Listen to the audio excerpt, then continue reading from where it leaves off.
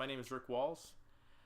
We recently set up a group session with foster parents here in our local area. We set it up as a support group since foster parents go through so many different emotions, so many different challenges. We feel that it's necessary for us to develop sort of a support group to kind of make sure that we continue to develop positive outcomes. The statistics bear out that most foster parents stop fostering within 1 year, within their first year. So we want to positively kind of impact that number. We had 4 couples, including my wife and myself, at our home here. We invited them to our home, which differed from our original proposal where we wanted to meet at a different venue, but it just wasn't available. We held it on 8/11, and we had 19 children here in our home between the 4 couples. So many of them were out in the backyard or in other rooms where some of the older youth were helping to organize activities or keep them kind of occupied so parents could meet in our dining room. We had food available. When it comes to how we set it up, we wanted to strike a very social tone to just create an air of comfort when it comes to the parents. A lot of those that are involved in foster care, when children are sort of one of the things that they're passionate about, there's sometimes an issue finding childcare or feeling like they can't leave their children. So this gave us a chance to separate the children, but then also keep them nearby, so that we kind of kept the comfort level going. In a social atmosphere, we provided food.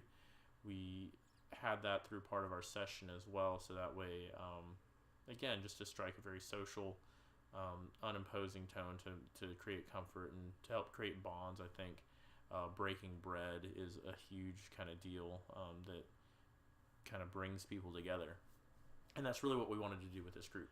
So we started off with introductions, so allowed everybody to kind of go through what their foster experience has been like, how long they've been doing it, and then also what brought them to becoming foster parents. So that was a great moment. Everyone was very interested and engaged. It's always interesting to hear the other stories about what brings people there. So everyone was highly engaged in that. And we kicked off with a couple rounds as well. We wanted to strike kind of a positive note going forward, and asked everyone for their most positive experience that they've had thus far in fostering. And there was just good, encouraging back and forth, a lot of agreement and a lot of shared experiences.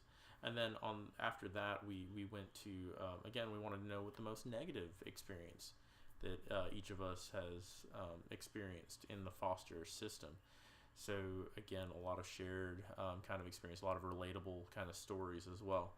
So that discussion was just great. The group was great. I think when you can bring people together that have a similar stake, a similar motivation, and are walking a similar path, I think it kind of lends itself to a good group. Now, in terms of assessing myself as a leader, I really had a simple job, and that was really setting the tone and making people comfortable. Once we did that, I think a lot of the bonds kind of developed naturally that we wanted. There was a lot of good encouraging back and forth.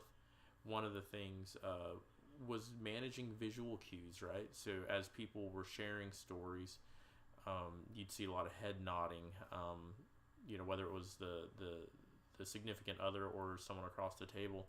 So it was a chance to, as a leader, to pick up on those visual cues and encourage either deeper conversation or added conversation by the others in the group and see what they could add. So that was a very good, I think, thing that I was able to do to see and interact with.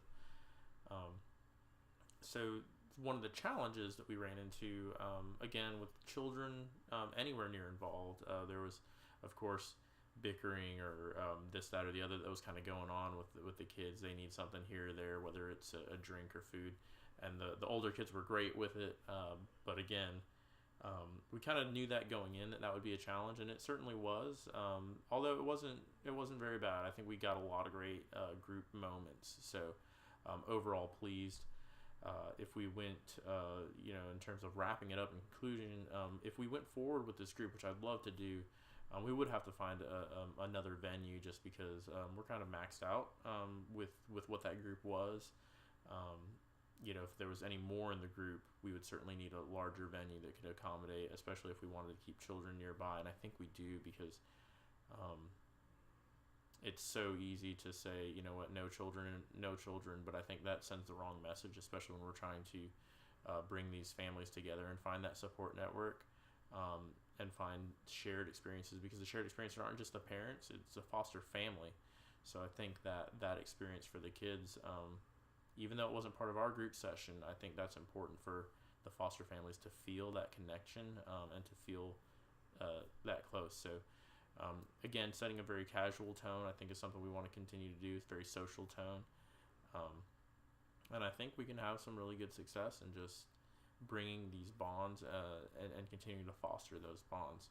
So thank you so much for listening to my presentation.